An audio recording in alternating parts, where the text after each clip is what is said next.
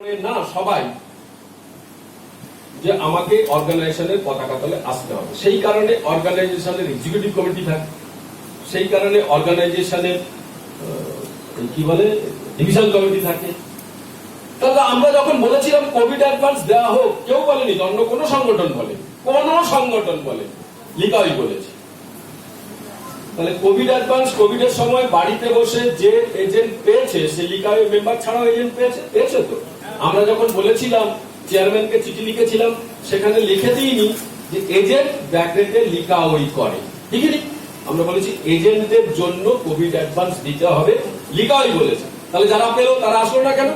এরা হচ্ছে সেই অংশ, এখন সমাজে তো আছে, এরা কি বলে গাছের ওপরেরও খায় আর তলারও পুরো, এই সংখ্যাটা থাকবে। এরা কালে কালে যুগে যুগে আছে। স্বাধীনতা আন্দোলনের ইতিহাসের সময় মুচলেখা দিয়ে ব্রিটিশের থেকে ছাড়া পেয়ে দেশের প্রধানমন্ত্রী হয়েছেন, তো আপনি সেই ভারতবর্ষে বাস করেন, খারাপ লাগলেও আপনাকে শুনতে হবে। ব্রিটিশের কাছে মুচলেখা দিয়ে আমাদের স্বাধীনতা সংগ্রামীদের ধরিয়ে দিয়ে বাইরে এসে নিশ্চিন্তে থেকে প্রধানমন্ত্রী হয়েছেন যে দেশে, সেই দেশেই এজেন্ট থাকবে।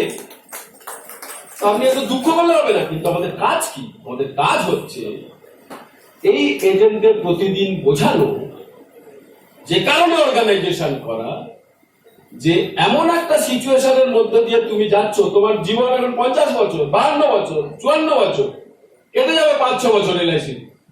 যদি এলআইসি চলে যায়, বিএসএনএল চলে যায়, পাওয়ার গ্রিড চলে যায়, ভেল চলে যায়, কোল রক গুলো চলে যায়, বক্সাইট চলে যায়, অ্যালুমিনিয়াম চলে যায়, থোরিয়াম চলে যায়, সব।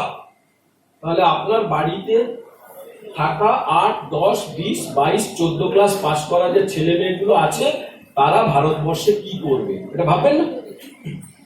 শুধু নিজেরটা ভাববেন।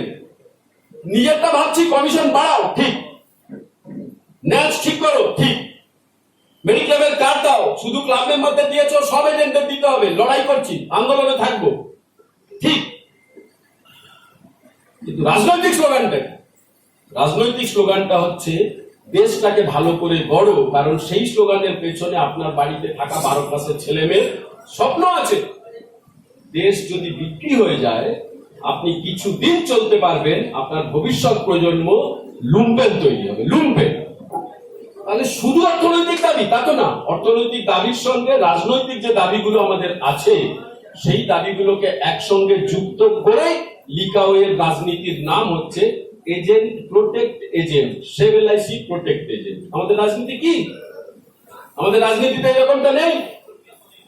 কেন্দ্রীয় ডিভিশনের সভাপতি বিজয় কুমার দেকে লিকাওই চিহ্নে ভোট দিন, আছে নাকি? দেখেছেন? আমাদের ভোটে নেই বলে কি রাজনীতি নেই? রাজনীতি আছে। রাজনীতি কি? রাজনীতি হচ্ছে সেভ এলআইসি প্রোটেক্ট এজেন্ট। আর এই আদর্শে বিশ্বাস করলে, আপনার লিকাওয়ের যে আদর্শ সেভ এলআইসি প্রোটেক্ট এজেন্ট, সেই আদর্শে বিশ্বাস করলে আপনাকে আন্তরিকভাবে বিশ্বাস করতে হবে যে এলআইসি কে রক্ষা করার সাথে সাথে আমি নিজেকে যেমন প্রোটেক্ট করছি, ঠিক একইভাবে দেশ প্রোটেক্ট করাটা আমাদের কাছে গুরুত্বপূর্ণ কাজ। কোন লোকটা এখানে আছেন? কে? একজন হাত তুলে বলুন, যখন আপনি ক্লাস 8 কিংবা 9 বা 10 প্রবন্ধ রচনা লিখেছিলেন, আমার জীবনের লক্ষ্য কি, আপনি লিখেছিলেন এলআইসির এজেন্ট হবে? একজন হাত তুলুন। কি সুস্মিতাজি লিখেছিলেন আপনার জীবনের লক্ষ্য? আপনি এলআইসির এজেন্ট হবেন প্রবন্ধতে? বুঝতে পারছেন? বুঝতে লেখেননি তো? একজন লিখতে পারে, তার নাম মোহিত দাশগুপ্ত, আমি জানি না লিখেছিলেন। গুরু লিখতে পারে, কেউ লেখেন, আমিও লিখি। কিন্তু আপনি এলআইসির এজেন্ট হচ্ছেন মানে কি আপনার মনে দুঃখ আছে? আমার তো নেই, আমরা তো গর্ব করি। কেন গর্ব করি? গর্ব করি এই কারণে, এখান থেকে বেরিয়েই যে রাস্তায় পা দেবেন, সেই রাস্তায় দাঁড়িয়ে 1 কিলোমিটার রেডিয়াসে আপনি যদি একটা বৃত্ত আঁকেন, তার মধ্যে যে রাস্তা পড়ে তাতে এলআইসির পয়সা আছে, তার মধ্যে যে সরকারি দপ্তর পড়ে তার মধ্যে এলআইসির পয়সা আছে, এই যে ব্রিজ তৈরি হয়েছে তাতে এলআইসির পয়সা আছে। সারা ভারতবর্ষের ইনফ্রাস্ট্রাকচার তৈরি করার জন্য এলআইসিতে যে টাকা দিয়েছে, সেই টাকা উপার্জন করেছে এই ঘরে বসে থাকা এজেন্ট। ভারতবর্ষের 12 লক্ষ এজেন্ট ছাড়া এই টাকা কোনোদিন দেশের এলআইসিতে জমা হতে পারতো না। ফলে আমাদের মতো দেশপ্রেমিক ভারতবর্ষের প্রধানমন্ত্রী না বলে আমি নিজে মনে করি, এবং তার জন্য আমি নিজে গর্ব করি যে আমি এলআইসির এজেন্ট। তাহলে আপনি এলআইসির এজেন্ট, আপনার কমিশন নিয়ে ভাবনা আছে, চিন্তা আছে, আমাদেরও আছে। যেমন আমরা বলছি এলআইসি কে চিঠি লিখছি, কোভিড অ্যাডভান্স, ফেস্টিভ্যাল অ্যাডভান্স।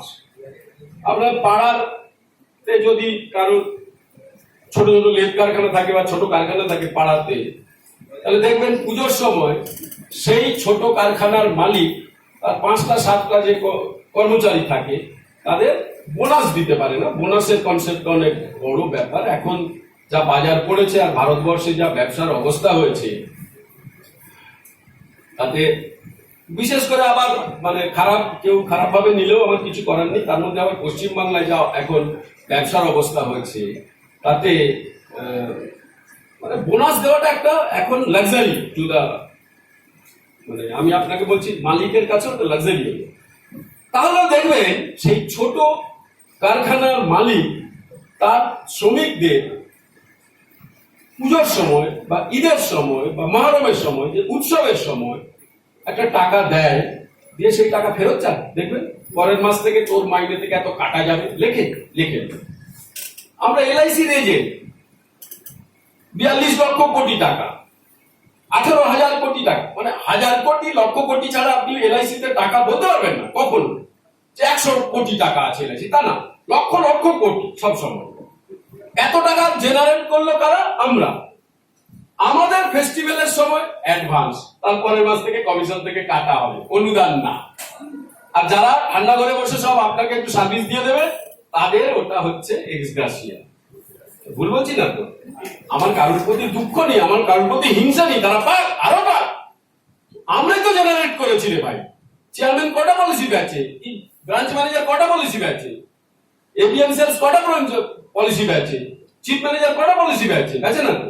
সব পলিসি আনে এজেন্টরা। এখন একটু ডাইরেক্ট মার্কেটিং করছে, ওসব বেশি দিন ভারতবর্ষে টিকবে না। তার কারণ হচ্ছে ডিজিটাল ইন্ডিয়ার যা স্বপ্ন দেশের মোদী সরকার দেখছেন, সেই ডিজিটাল ইন্ডিয়ার স্বপ্ন আসলে, সেটা বলতে বললে আমি একটু ছোট করে বলে দেবো, সেটা আসলে হচ্ছে সারা দুনিয়াতে 5টা কোম্পানি, 5টা, তাদেরকে এখন বলা হচ্ছে গামফা।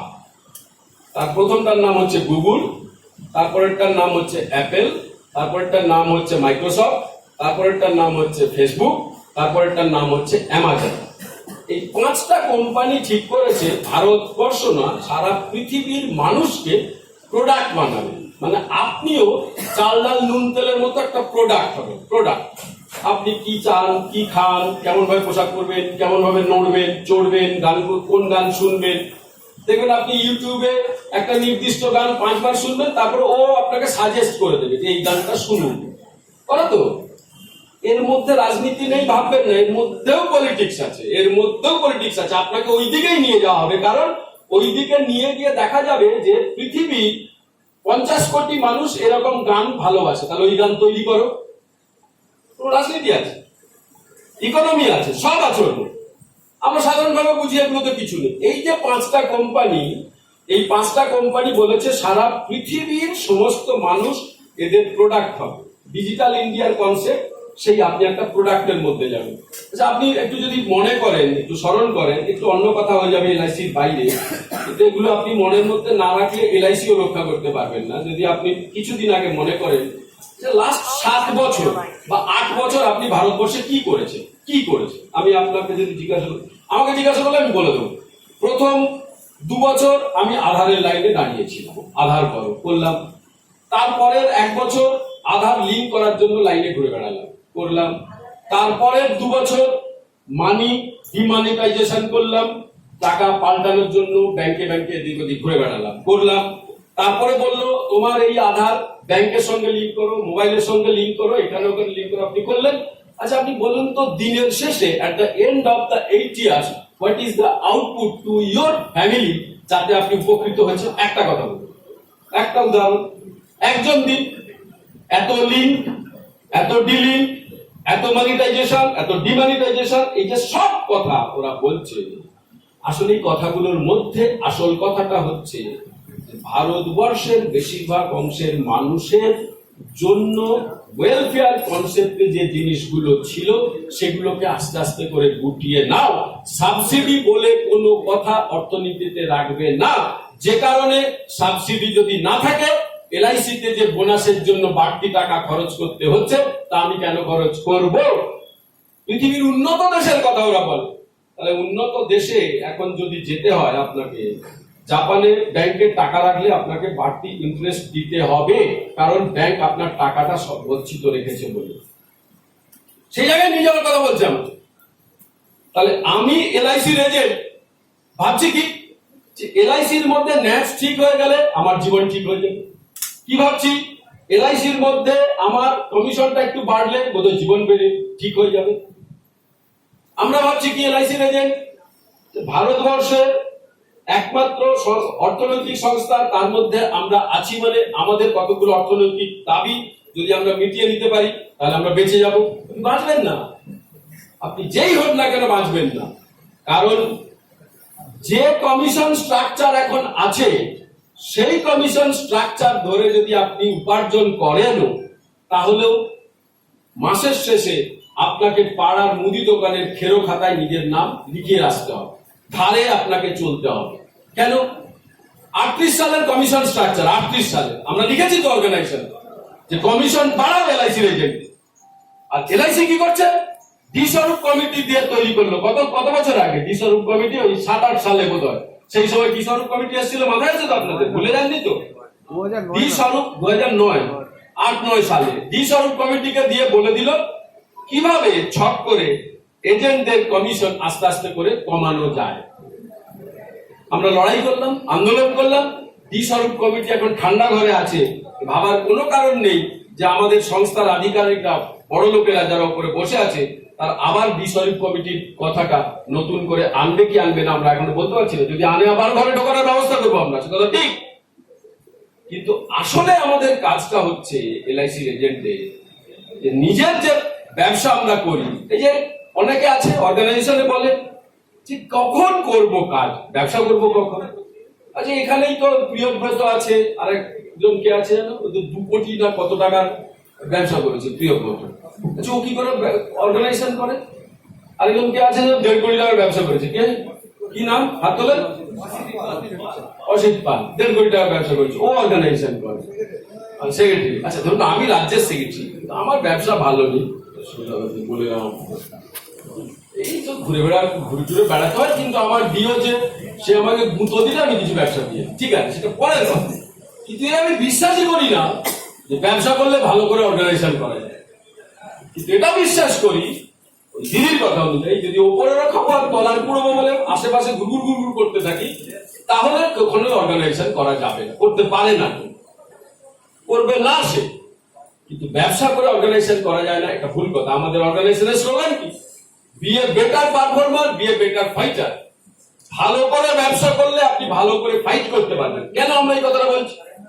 আপনি ভালো করে ব্যবসা করছেন মানে আপনি ভালো করে বোঝেন এর মধ্যে কি সুবিধা আছে অসুবিধা আছে সেগুলো। আবার ঠিক একই ভাবে আপনি জানেন যে আপনার পরিবার, আপনার পারিপার্শ্বিক সমস্ত কিছু ঠিকঠাক আছে, আমি ভালো করে আরো কাজ করতে পারবো। আপনি ব্যবসাও করেন না কিন্তু ভালো অর্গানাইজেশন করতে পারবেন এমনটা না। তাহলে ব্যবসা আমাদের করতে হবে ভালো করে, এট দ্য সেম টাইম আমাদের অর্গানাইজেশনটাকে আরো শক্তিশালী করতে হবে। যে শক্তিশালী অর্গানাইজেশন দিয়ে আজকের এই যে বিপদ, এই যে লড়াই, সেই লড়াইতে আমরা জিততে পারি তার পরিকল্পনা করতে হবে।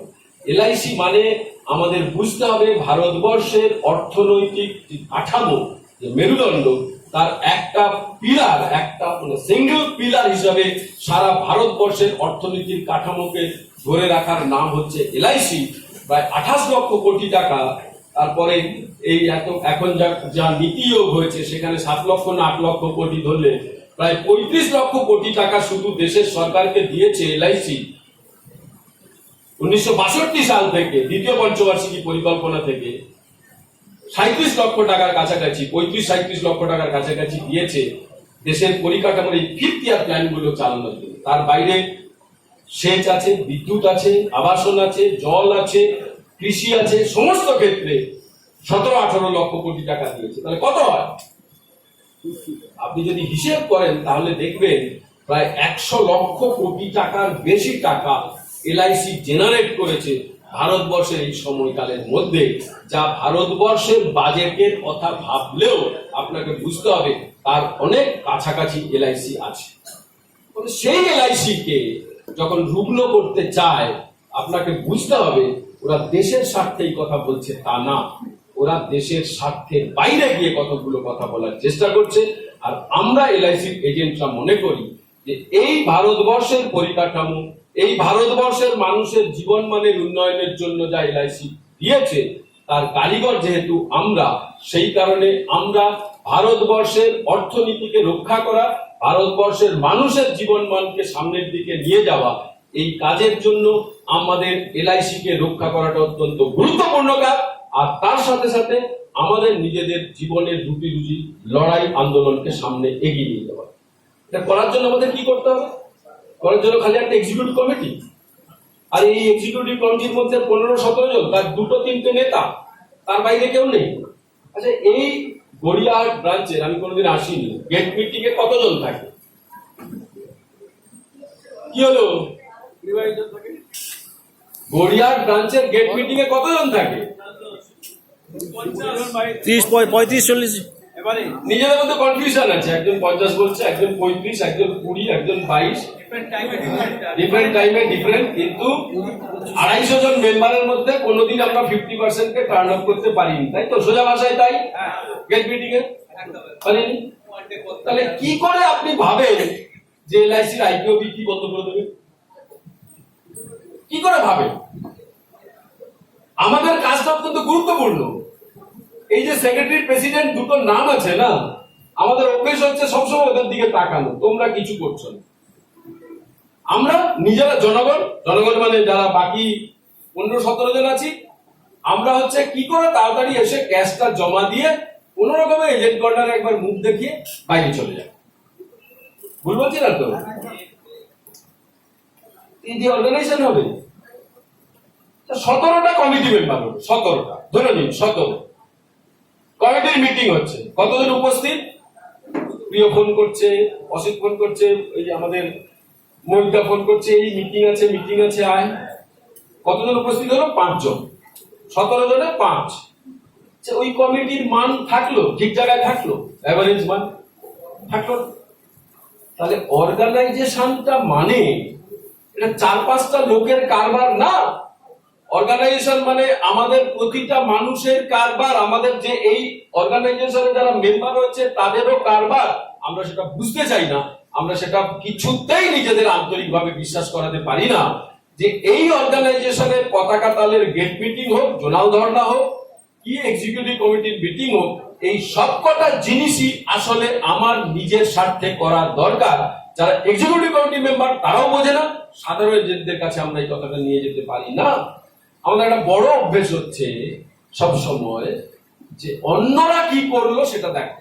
কালকে আমি আর বিজয় একটা মিটিং এ ছিলাম, একটা ডিভিশনের মিটিং এ, সেখানে বলছে লিয়াফি এই করেছে। আমি জিজ্ঞাসা করলাম কি করেছে, দিন বুঝি। বললো ওরা ইডির সঙ্গে দেখা করে ছবি তুলে পোস্ট করেছে। আমি কি আনন্দ! আপনি গলায় বেঁধে নিন, এরপরে আপনার কাজ। আমরা লিখা কি করেছি, ওই ওকে জিজ্ঞাসা করলাম, যখন এমবিজির রুলস করেছিল একটা সিঙ্গল 1 লক্ষ টাকা দিতে হবে মিনিমাম,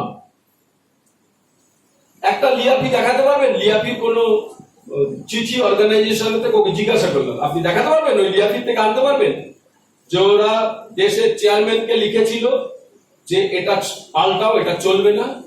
আর আমরা কোর্ট কেস করেছিলাম এবং সেই কোর্ট কেস করার পরে এলআইসি 3 দিন 4 দিন ডেট মিস করার পরে নিজেরা বুঝেছে যেটাতে জিততে পারবে না।